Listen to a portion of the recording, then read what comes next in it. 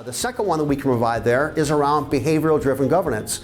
And this comes as a solution by integrating our One Login and our Identity Manager capabilities. So what this allows us to do is dynamically look at what an end user has in their portal, their One Login portal, and then determine what they're doing with those applications that they see. For example, if they have not accessed an application for a specific length of time, and maybe we need to try to save on license costs or something like that, we can actually automatically generate a certification campaign around that specific application and then possibly remove it. And a really good example of that is the Zoom application.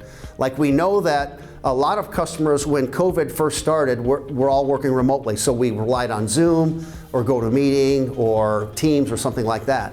Well, now what we've actually seen is a lot of individuals miss that collaboration of being in the office. So they're all coming back into the office. So now, do they really need Zoom anymore?